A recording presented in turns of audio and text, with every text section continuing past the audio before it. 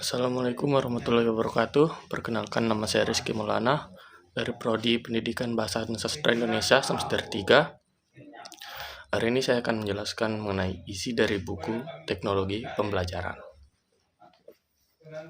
Dalam buku ini terdapat 9 bab. Bab pertama adalah konsep dasar teknologi pembelajaran. Teknologi pembelajaran tidak hanya fokus pada penggunaan perangkat keras dan perangkat lunak dalam kelas, tetapi juga melibatkan strategi pembelajaran yang diperkaya oleh media digital, stimulasi, dan sumber daya daring. Konsep dasar ini mencakup berbagai aspek, mulai dari integrasi teknologi dalam kurikulum hingga pengembangan keterampilan pedagosis bagi para pendidik agar dapat mengoptimalkan potensi teknologi tersebut. Bab 2 adalah kawasan teknologi pembelajaran. Kawasan teknologi pembelajaran menjadi tempat di mana gagasan-gagasan baru meresap, mengubah kelas-kelas menjadi ruang yang penuh dengan potensi dan peluang pembelajaran yang lebih personal. Perkembangan ini tidak hanya merubah cara kita menyajikan informasi, tetapi juga menciptakan lingkungan pembelajaran yang lebih dinamis, responsif, dan memungkinkan aksesibilitas lebih luas bagi beragam bentuk pembelajaran. Dengan memahami dan mengelola masing-masing kawasan pembelajaran dengan baik, kita dapat membuka pintu menuju transformasi pendidikan yang inovatif.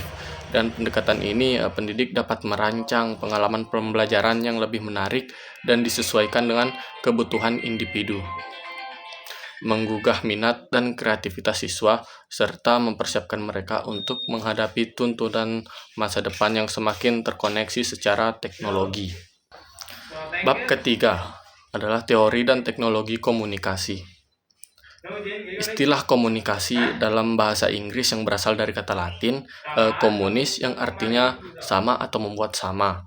Kata-kata lain seperti komunis, communico, communicatio, atau communicare dalam bahasa Latin juga terkait dengan asal kata komunikasi. Konsep komunikasi melibatkan gagasan bahwa suatu pemikiran, makna, atau pesan dapat dibagikan dan dipahami bersama-sama. Komunikasi diartikan sebagai proses berbagai dan memahami makna secara bersama. Bab 4. Teori dan teknologi informasi. Teknologi informasi mencakup berbagai alat, aplikasi, sistem, dan infrastruktur yang membentuk dunia digital saat ini, termasuk komputer, perangkat mobile, internet, dan perangkat lunak, melibatkan pengumpulan, penyimpanan, pengelolaan, dan penyebaran informasi dengan perkembangan terus-menerus. Teknologi informasi menjadi pendorong utama dalam transformasi global menuju era digital yang semakin kompleks.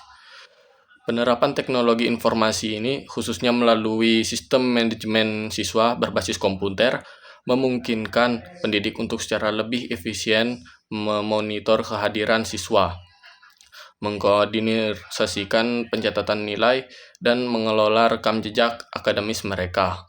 Dengan demikian, hal ini dapat mengurangi beban kerja staf administrasi serta memungkinkan guru untuk lebih memusatkan perhatian pada proses pembelajaran.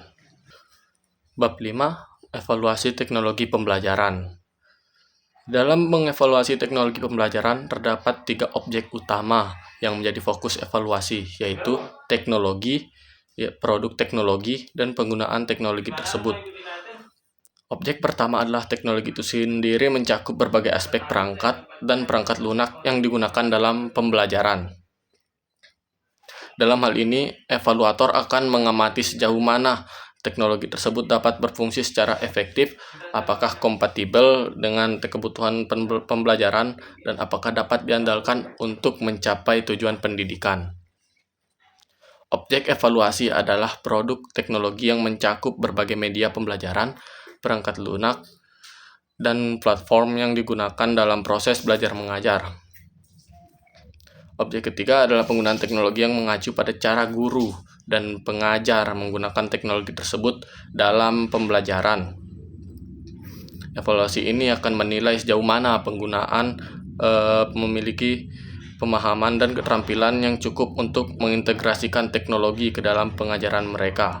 serta apakah teknologi tersebut digunakan dengan cara yang mendukung tujuan pendidikan.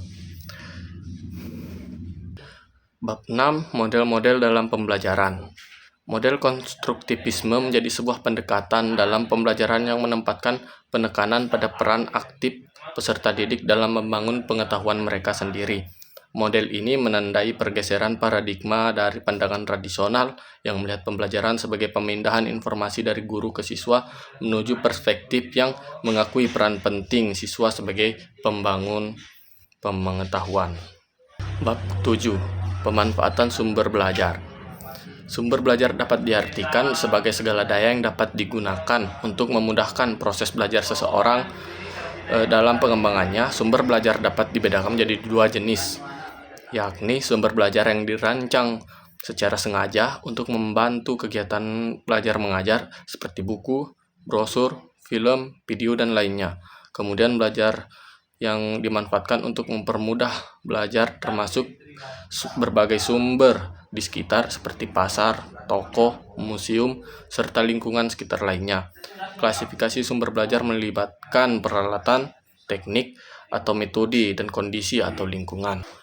Bab 8. Pengaruh teknologi pembelajaran terhadap prestasi belajar siswa di sekolah. Teknologi pembelajaran memungkinkan akses siswa ke berbagai sumber belajar global, termasuk buku digital, video pembelajaran, stimulasi interaktif, dan platform pembelajaran online. Dan demikian, siswa dapat memperluas pengetahuan dan memahami konsep secara lebih mendalam. Selain itu, teknologi pembelajaran menciptakan lingkungan pembelajaran yang interaktif melalui permainan edukatif, forum diskusi online, dan proyek kolaboratif.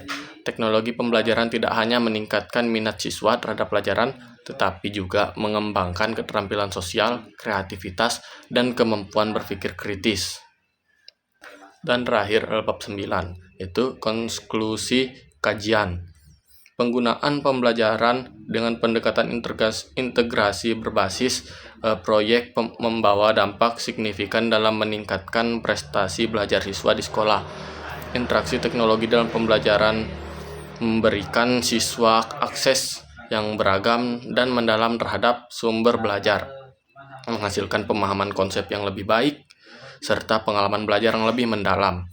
Peningkatan prestasi belajar ini terutama terlihat di lingkungan sekolah menengah di daerah perkotaan yang memiliki infrastruktur teknologi yang lebih baik. Mungkin itu saja yang dapat saya sampaikan dari buku teknologi pembelajaran ini. Mohon maaf bila ada salah kata. Wabillahi taufiq wal hidayah. Wassalamualaikum warahmatullahi wabarakatuh.